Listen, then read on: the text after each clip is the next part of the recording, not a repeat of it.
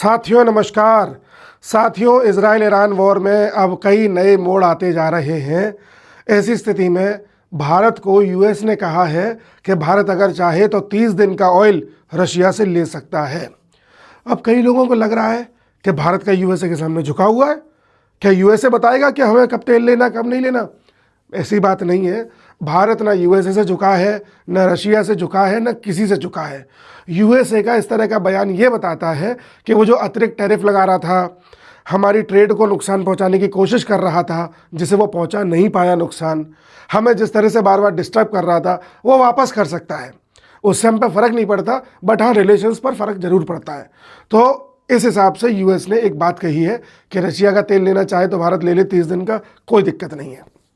वहाँ रशिया ने भारत से कहा 2 दिन पहले कि हम 9.5 मिलियन बैरल तेल भारत को पहुंचा सकते हैं। अभी के अभी जितने भी टैंकर्स हैं भारत की तरफ मोड़ सकते हैं अगर भारत का हित हो। तो रशिया ने भारत को हेल्प ऑफर करी 2 दिन पहले। तो रशिया हमें हेल्प ऑफर कर रहा है। अमेरिका कह रहा है कि तुमको जिससे लेना है ले लो, यानी रशिया से ले लो, उसे उसी से दिक्कत थी। और इधर ईरान ने जो स्ट्रेट ऑफ हॉर्मुज रोकी हुई थी, जो मैंने कल के वीडियो में आपको बताया था कि हॉर्मुज की जो स्ट्रेट है उसको ईरान ने रोक रखा है, और ईरान ने कहा है कि यहाँ से चाइना के शिप जा सकते हैं और यूरोप के यूएसए के नहीं जा सकते। फिर मैंने कहा था विद द टाइम पता चलेगा इंडिया के बारे में क्या कहता है। तो ईरान ने ये कहा है कि इंडिया के भी जा सकते हैं, अर्थात यहाँ से किसी भी कंट्री का शिप जा सकता है, बट वो कंट्री यूएस का एलाई नहीं होना चाहिए और यूरोप का नहीं होना चाहिए। तो जाहिर सी बात है एशिया के शिप्स जा सकते हैं। तो हमारे पास एडवांटेज है अब कि यहाँ से जो ऑयल आता है वो आता रहे। बट इसमें एक दिक्कत ये आ गई है कि लगातार ईरान ने कतर, बहरीन, यूएई और सऊदी की रिफाइनरीज पर अटैक किया है, जिसकी वजह से वहाँ पर काम ठप्प पड़ गया है। कतर की सबसे बड़ी जो गैस की रिफाइनरी है उस पर हमला कर दिया है, उसको अभी कुछ दिन के लिए शट डाउन कर दिया गया है। तो इस वजह से ऑयल की जो यहाँ से ट्रेडिंग है वो अफेक्ट हो रही है। बाकी रूट का कोई दिक्कत अब भारत के लिए नहीं है। मैंने कल आपको बताया था कि भारत के जो विदेश सेक्रेटरी है विक्रम मिस्री साहब, वो ईरान के एम्बेसी में जाकर के कॉन्डोलेंस दे करके आए हैं कि हमें दुख है खामेनी साहब नहीं रहे। उसका इम्पैक्ट पड़ता दिख रहा है। हालांकि ये इम्पैक्ट सभी के लिए है, लेकिन ईरान चाहता तो भारत का भी रोक सकता था कि हम नहीं चाहते कि भारत का भी तेल यहाँ से जाए। अब आप देखिए गजब की डिप्लोमेसी, देखिए फॉरेन पॉलिसी कहते कैसे हैं। आपने ईरान के युद्ध से पहले मोदी जी को इजराइल जाते देखा। मोदी जी इजराइल के पीएम से मिल रहे हैं, बड़ा अच्छा सा जेस्चर दे रहे हैं। तो मोदी जी इजराइल के साथ दिखाई दिए। वहाँ से लौटे, तुरंत ईरान पर हमला हो गया। तो ईरान का सबसे बड़ा दुश्मन यूएस और इजराइल। तो कायदे से तो ईरान इंडिया से भी दूरी बना के चले, इंडिया को भी ऑफर ना करे कि तुम्हारा जहाज़ नहीं जाने देंगे, लेकिन ईरान इंडिया को भी ऑफर कर रहा है कि अपना भी जहाज़ लेके जा सकते हो। सोचिए इंडिया की डिप्लोमेसी देखो, ईरान से भी काम चला रहे हैं और इजराइल से भी दोस्ती निभा रहे हैं। यूएसए से ट्रेड डील भी करने जा रहे हैं, और रशिया का तेल ले लो ये यूएस ही हमसे कह रहा है। जो यूएस कल तक ये कहता था कि रशियन ऑयल मत लेना, टैरिफ लगा दूंगा। This is called diplomacy at its peak. अब एक चीज और देखिए इसी बात पे, देखो इस समय जिस हिसाब से ईरान ने ये ब्लॉक कर दिया रास्ता, यहां पर कई देशों के शिप्स नहीं निकल पाएंगे। तो ऐसे देशों को या तो अपना ऑयल कहीं और से लेना पड़ेगा, या फिर उनका ऑयल बहुत महंगा हो जाएगा। अब कहीं और से वो कहां से लेंगे? मान लो ये है, तो या तो ये अमेरिका से लें। अमेरिका किस चक्कर में है कि जो वेनेजुला में हमने तख्ता पलट करवाया है, और अमेरिका की जो कंपनीज वेनेजुला में जाकर के इस समय तेल निकाल रही हैं, तो अमेरिका इस वेनेजुला के तेल को बेच करके मुनाफा कमाना चाहता है। लेकिन वेनेजुला का जो तेल है वो काफ़ी भारी तेल है, हर रिफाइनरी उसे रिफाइन नहीं कर सकती। भारत में ऐसी रिफाइनरीज हैं, बाहर नहीं है। तो इस तेल को अमेरिका बेच पाए बड़ा मुश्किल है, उतना आसान नहीं है। और बेचेगा भी तो उतना सस्ता नहीं बेच पाएगा जितना सस्ता रशिया बेच सकता है। तो दुनिया के पास दूसरा विकल्प बचता है रशिया के तेल का। भाई तेल के 3-4 सेंटर ही तो हैं। एक तो अमेरिका से ले लो, या अमेरिका जो वेनेजुला के थ्रू दे रहा है उसे ले लो, या यहाँ से ले लो, या रशिया से ले लो, एक आध दो देश यहां पर है जिनसे लिया जाता है। तो इस समय दुनिया या तो यहां से तेल ले वेनेजुला या अमेरिका से, या रशिया से ले। रशिया कह रहा हम तो सस्ता देने को तैयार है इनके कंपैरिजन में। तो अब सूरत हाल ये है कि रशिया से अगर हम तेल मंगाते हैं, मंगा तो अभी भी रहे हैं, कोई बंद नहीं कर दिया है, मतलब क्वांटिटी बढ़ाते हैं, तो रशिया का तेल हमारे पास आएगा। और अगर ईरान का युद्ध लंबा खिंचा तो इस तेल को हम रिफाइन करेंगे, पहले की तरह जो 6 महीने पहले कर रहे थे। रिफाइन करने के बाद जो रिफाइंड ऑयल आएगा, जो मतलब रिफाइंड ऑयल खाने वाला नहीं, मतलब जो रिफाइन होकर के आया है, उसको इंडिया बेच सकता है यूरोप को, जो पहले बेच रहा था। इंडिया ने यूरोप के साथ सबसे ज़्यादा मुनाफा यहीं से कमाया था। सबसे ज़्यादा तेल यूरोप को इंडिया नहीं बेचा था अभी 6 महीने पहले तक। समझ रहे हैं आप कैसे? रशिया से लेते थे, रिफाइन करते थे, उनको बेच देते थे। तो ये चीज़ फिर से स्टार्ट हो सकती है। तो अल्टीमेटली इस ईरान यूएसए इजराइल वॉर में फ़ायदा किसको हो रहा है? रशिया को। और मैं आपको 2 साल से वीडियो बना के बता रहा हूँ कि रशिया हमेशा यूएसए से 2 कदम आगे रहेगा। रशिया ने पहले यूरोप को बर्बाद किया, फिर यूरोप और यूएसए का गठबंधन तोड़ा, और अब रशिया नहीं कर रहा। आप जो भी समीकरण बने कैसे क्या है आप देख ही रहे हैं, लेकिन अल्टीमेटली फायदा किसे होगा? रशिया को, अगर युद्ध लंबा खिंचा तो। ऐसी स्थिति में ईरान चाहेगा कि ऑयल क्राइसिस पैदा हो जाए, जो मैं आपको बार बार बता रहा था कि ईरान यहाँ पर अलग अलग देशों पर हमला करके कैसे भी इतना ज़्यादा इकोनॉमिक क्राइसिस पैदा कर देना चाहता है जिससे तेल के दाम बढ़ जाएं। तेल के दाम बढ़ेंगे तो महंगाई आएगी, महंगाई आएगी तो देश में बवाल होगा। तो ईरान किस तरह से क्राइसिस पैदा करेगा? ईरान एशिया के देशों से तो कह रहा है कि अपना टैंकर ले जाओ निकाल के, और वेस्टर्न कंट्री से कह रहा है तुम्हारा जाने नहीं दूंगा। तो इनडायरेक्टली अब एक चीज़ और देखो, वेस्टर्न कंट्रीज यहाँ से तेल ले जाती हैं आसानी से, इतना घुमा के ले जाएंगी अब, तो तेल महंगा ही मिलेगा। तो कहीं ना कहीं इन कंट्रीज़ में तेल के दाम, चलो यूएसए में तो नहीं, इन कंट्रीज़ में तेल के दाम बढ़ेंगे, और तेल के दाम बढ़ेंगे फिर रिसेशन आएगा, फिर और डूबेंगी। ये तो रशिया भी चाह रहा था, ईरान भी चाहता है। और अगर ईरान को हथियारों की ज़रूरत पड़ी तो रशिया ईरान को हथियार भी बेच सकता है। कुछ समय पहले ईरान ने रशिया को बेची थी मिसाइल्स, तो रशिया हथियार बेच के भी पैसा कमाएगा, तेल बेच के भी पैसा कमाएगा। इंडिया गल्फ से भी तेल मंगा रहा है, कुछ तो मंगा रहा है अभी भी, रशिया से भी मंगाएगा, और इंडिया ने कहा है कि वेनेजुला का भी लेने को तैयार है अगर दोगे तो। तीनों जगह से इंडिया भी तेल मंगा रहा है। इंडिया हो सकता है भविष्य में इनको भी अपना तेल बेचे। चाइना, उस पर कितने भी टैरिफ लगा दो, मैन्युफैक्चरिंग हब है, अपने हिसाब से चल रहा है, कोई दिक्कत नहीं। रशिया से खूब तेल ले रहा है। ईरान का सबसे ज़्यादा तेल, 80% तेल ईरान का चाइना में बिकता था, उसमें संकट जरूर आएगा, पर चाइना को कोई दिक्कत नहीं है, संकट आएगा ईरान को आएगा। ठीक है, इनडायरेक्टली जो ब्रिक्स की कंट्रीज हैं उन्हें कोई दिक्कत नहीं आने वाली। दिक्कत अल्टीमेटली किसको आएगी? इनको, और कुछ कुछ यूएसए को हल्की फुल्की। क्या आएगी भविष्य में बताऊंगा। और यहां ईरान में धीरे धीरे धीरे कमजोर ईरान होगा, अंत में हारेगा ईरान ही, पर हारने से पहले इतना उथल पुथल हो लेगी कि एक नया समीकरण होता दिखेगा आपको। ईरान जिस हिसाब से लड़ रहा है उतनी आसानी से हारता हुआ दिख नहीं रहा। अल्टीमेटली यूएस हरा तो लेगा ऐसे कैसे भी, बट उतना आसान नहीं है। ईरान जाते जाते इतना कुछ कर देगा कि सारे समीकरण बदले हुए दिखाई देंगे। तो ये एक कहानी यहाँ से निकल के सामने आ रही है।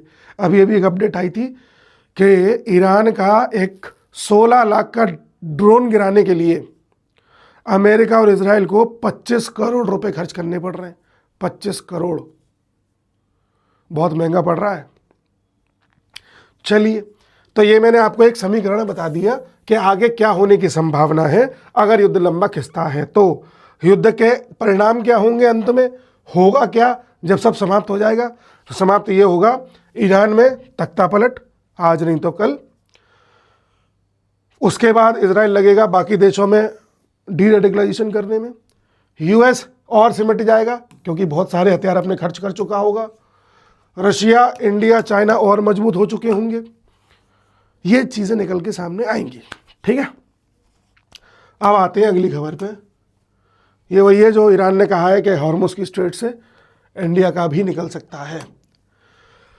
साहब एक गजब की वो चल रही है मार्केटिंग कि ये जो यूएई है, यूएई में ईरान ने कई सारे हमले किए हैं, कई तो एयर डिफेंस सिस्टम ने उड़ा दिए, एक आध दो मिसाइल्स गिर भी गई, कभी होटल में, कभी एयरपोर्ट पर, कभी कहीं डिस्ट्रक्शन हुआ है यूएई में, वीडियोस आए। ठीक है, मैं आपको डिस्ट्रक्शन दिखा भी देता हूँ। देखिए, एक होटल पर अटैक किया है ईरान ने। ठीक है, होटल के साथ साथ एक उस पर एयरपोर्ट पे भी अटैक किया है, अबू धाबी के। अटैक्स हो रहे हैं दुबई में, यूएई के बाकी जगहों, एमिरेट्स में। लेकिन यूएई क्या कर रहा है, अपने यहाँ के इन्फ्लुएंसर से, जो वहाँ के इंस्टाग्राम यूट्यूब वाले हैं, उनसे रील्स बनवा रहा है कि देखिए यहाँ तो कुछ नहीं हुआ, यहाँ पे तो सब बढ़िया है, हमारे शेख ने हमको बचा रखा है, दुबई अभी भी सेफ़ है। क्योंकि दुबई ने अपना टूरिज़्म बढ़ाया था ये कह करके कि बहुत सेफ़ जगह है, सेफेस्ट प्लेस है अर्थ पर। लोग जाने लगे, गोल्डन वीज़ा लेने लगे, वहाँ की सिटीजनशिप लेने लगे, वहाँ पर इन्वेस्ट करने लगे, दुबई ने पैसा कमाया। आजकल दुबई इसी चीज़ से पैसा कमा रहा है। अब जब हमले होते देखेंगे तो कौन रहना चाहेगा वहाँ पे। तो उसको इस तरह से कवर कर रहा है कि यूएई के लोगों को भी लग रहा है कि ये तो फेक न्यूज़ है, ऐसा कुछ थोड़ी हुआ है। जैसे पाकिस्तान करता है, अपने नैरेटिव चलाता है, ऐसा यूएई में चल रहा है इस वक्त। हालांकि यूएई में भारत की एम्बेसी ने इंडियन से कह दिया है कि थोड़ा सचेत रहें, सजग रहें, पैनिक ना करें। और यूएई ने अपने नागरिकों से भी कहा है कि भाई सेफेस्ट प्लेस में छुपे रहें, बाहर न निकलें, क्योंकि खतरा हो सकता है।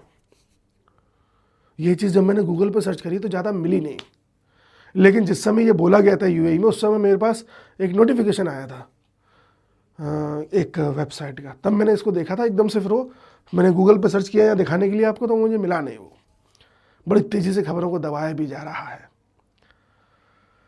तो देख लीजिए, हम लोग नैरेटिव वॉर में कितने बेकार हैं कि हम जीते हुए युद्ध को भी दिखा नहीं पाते कि हम जीते हैं। लोगों को ही डाउट रहता है कहीं ऐसा तो नहीं है ऑपरेशन सिंदूर में हम हारे हों, कहीं ऐसा तो नहीं है कि हमारे जेट गिर गए हों, कहीं ऐसा तो नहीं है ट्रंप जो कह रहा है सीज़फायर मैंने कराया सही कह रहा हो। हम ऐसे लोग हैं, उल्टा ही चलता है। पाकिस्तान ने अपने देश के लोगों को समझा दिया है कि पाकिस्तान जीता था। कारण क्या है कि हमारे यहाँ जो नैरेटिव का काम है, ये सोशल मीडिया वालों को करना चाहिए, पत्रकारों को करना चाहिए, अन्य मीडिया को करना चाहिए, अखबारों को करना चाहिए। तो ये सारा खेल देखा जाता है आईटी मिनिस्ट्री द्वारा। इंफॉर्मेशन की जितने भी सोर्सेज हैं वो आईटी मिनिस्ट्री देखती है। और हमारे यहाँ इत्तेफाक से कोई आईटी मिनिस्टर अलग से है ही नहीं। अश्विनी वैष्णव साहब है, रेलवे भी संभाल रहे हैं, आईटी भी संभाल रहे हैं। तो आईटी मिनिस्ट्री पे तो ध्यान ही नहीं देते, वो रेलवे मिनिस्ट्री में ही लगे रहते हैं। सोचो, हमारे देश में हमारे मोदी जी एक डेडिकेटेड आईटी मिनिस्टर नहीं दे पा रहे हैं, जो इतना इम्पोर्टेंट है आज की डेट में। भाई इंदिरा गांधी ने भी प्रधानमंत्री पद की शपथ लेने से पहले ये कहा था कि आईटी मिनिस्ट्री मुझे चाहिए। हमारे सरदार वल्लभ भाई पटेल जी ने भी कहा था कि आईटी मिनिस्ट्री मुझे चाहिए। उस समय जो कम्युनिकेशन मिनिस्ट्री हुआ करती थी उसकी बात कर रहा हूँ, इन्फॉर्मेशन एंड ब्रॉडकास्टिंग की बात कर रहा हूँ। ये मत कहना कि उस समय तो आईटी था ही नहीं, मेरा मतलब है जो कम्युनिकेशन से संबंधित है। तो हमारे सरदार वल्लभ भाई पटेल जी जिस चीज़ को महत्व दे रहे थे, इंदिरा गांधी जी जिस चीज़ को सबसे ज़्यादा महत्व दे रही थी, उस पर मोदी जी महत्व ही नहीं दे रहे हैं। पता नहीं क्या चल रहा है। बहरहाल सरकार जो सोच रही है, पता नहीं किस एंगल से सोच रही है। तो ये हमारी कमी है, हमें इस पर वैसे काम तो करना चाहिए। अब वो सरकार देखे कैसे करेगी। इधर यूएस ने एक एरोगेंस दिखाया है अपना। यूएस के जो डेप्यूटी फॉरेन सेक्रेटरी हैं, जैसे डेप्यूटी फॉरेन मिनिस्टर समझ लीजिए, उन्होंने एक समिट के दौरान कहा, भाषण देते हुए, कि हम भारत के साथ वो गलती नहीं करेंगे जो हम चाइना के साथ कर चुके हैं आज के 20 साल पहले। हम नहीं चाहते कि आने वाले समय में भारत एक तीसरी महाशक्ति बन के हमारे पैरेलल खड़ी हो। ओह अच्छा जी, क्या गलती करी थी 20 साल पहले कि चाइना को WTO में एंट्री मिलने के लिए सपोर्ट कर दिया था यूएस ने। और चाइना जैसे ही WTO में गया पूरी दुनिया के बाजार का एक्सेस उसे मिल गया। ठीक है जी। तो यूएस को ये लगता है कि कोई देश बड़ा बनेगा छोटा बनेगा ये यूएस तय करेगा। ठीक है, ये यूएस तय नहीं करेगा, ये हम तय करेंगे। और दूसरी बात ये है कि चाइना ने जो किया, एक बड़ा काम चाइना ने 1978 में कर दिया था जो हम नहीं कर पाए थे।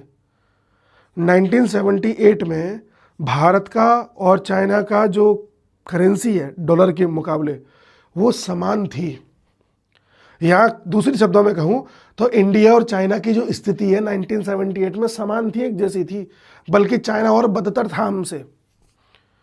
लेकिन चाइना ने एक बदलाव किया।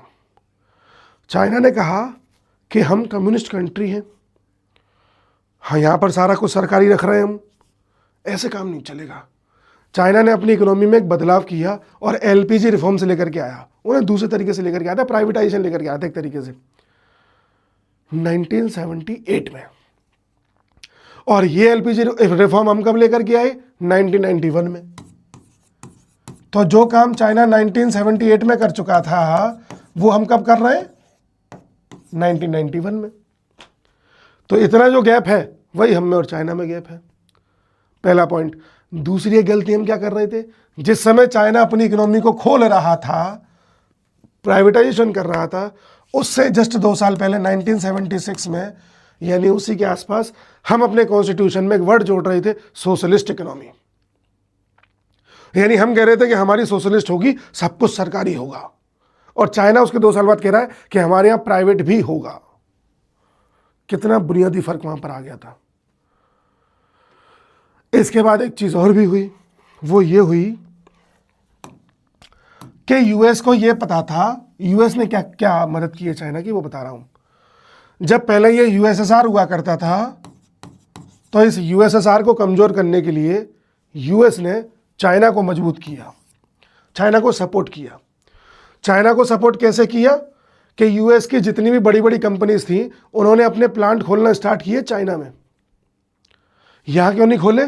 क्योंकि यहाँ अगर प्लांट खोलते तो लेबर को पैसा ज़्यादा देना पड़ता, लेबर लॉज इम्प्लीमेंट करने पड़ते, लेबर का टाइम देखना पड़ता, उसको सारी फैसिलिटीज़ देनी पड़ती, तमाम झगड़े थे। क्योंकि किसी डेमोक्रेसी में नियम कायदे कानूनों का बड़ा पालन करना पड़ता है। तो यूएस को ये पता चल गया कि अगर हम यहाँ पर एक कंप्यूटर बनाएंगे तो बड़ा महंगा बनेगा, चाइना में सस्ता बन जाएगा, क्योंकि यहाँ बिल्कुल लेबर से ऐसे काम लिया जाता है जैसे जानवरों से काम ले रहे हैं। क्या कम्युनिस्ट पार्टी है तो कम पैसे में खूब काम कराएगी, सस्ता पड़ेगा। इस वजह से चाइना में मैन्युफैक्चरिंग इंडस्ट्रीज ज़्यादा खुली। यूएस की भी कंपनी आप देख रहे हो ज़्यादातर चाइना में ही अपने प्रोडक्ट बनाने लगी। एप्पल भी अभी तक चाइना में ही बना रही थी, अब बाहर हुई है वहाँ से। और यूएस ने ऐसा किया क्यों? कि एक तो सस्ता पड़ेगा, दूसरा चाइना को थोड़ा मजबूत करेंगे तो चाइना इसके खिलाफ लड़ेगा और इसको कमजोर करेगा। ठीक है, ये किया था यूएस ने। जो गलती कह रहा है यूएस का हम इंडिया के साथ नहीं करेंगे। हालांकि यूएस आज इंडिया का कई मुद्दों पर जो साथ देता है या इंडिया से दूरी नहीं बना पा रहा, उसका एक बड़ा कारण यह है कि अब यूएस चाइना को कमजोर करना चाह रहा है। जैसे USSR के पीछे चाइना लगा है, अब चाइना के पीछे इंडिया को लगा रहा है, लेकिन इंडिया को उतना ताकतवर नहीं बनाएगा जितना चाइना को बना दिया था। कंट्रोल्ड वे में इंडिया के साथ खड़ा है और हम कह रहे हैं जरूरत नहीं, हट हम अपने आप देख लेंगे, ये हम कह रहे हैं। यूएस को लग रहा है कि वही भगवान है। ठीक है, अब और देखो, इंडिया ज्यादा मजबूत ना हो जाए तो उसके लिए क्या किया? पीछे पाकिस्तान को लगा रखा है, कुछ ना कुछ करते रहो। पाकिस्तान ना हो जाए उसके लिए क्या किया हुआ है? पीछे अफगानिस्तान को लगा रखा है। ठीक है, बाकी इस पूरे क्षेत्र में कब्जा करने की, सबको हड़काने के लिए इजराइल को लगा रखा है। तो इस तरह एक के पीछे एक लगा रखे, सबको कंट्रोल करने के लिए। बीच में एक ईरान है जो किसी की मान नहीं रहा था, यूएस के किसी तरह से बहकावे में नहीं आ रहा था, तो ईरान पे वो आज देखिए टूट पड़ा। तो जो ये डेप्यूटी जो सेक्रेटरी ऑफ स्टेट ने कहा है कि हम इंडिया के साथ, हम इंडिया को उतना आगे नहीं बढ़ने देंगे जितना चाइना को बढ़ने दिया था हमने। अरे तुमने क्या बढ़ने दिया था, हम खुद बढ़ रहे हैं। तो ये जो एरोगेंस है यूएस का, वैसे ही अपने आप डीडॉलराइजेशन चल रहा है, धीरे धीरे खुद ही कम हो जाएगा। बट एक बात निकल के यहाँ से आती है कि यूएस ने चाइना का ऐसा क्या सपोर्ट कर दिया था, तो वो ये किया था। हम लोग ही अपनी नीति निर्माण में बहुत पीछे रह गए ये सोशलिस्ट इकोनॉमी के चक्कर में।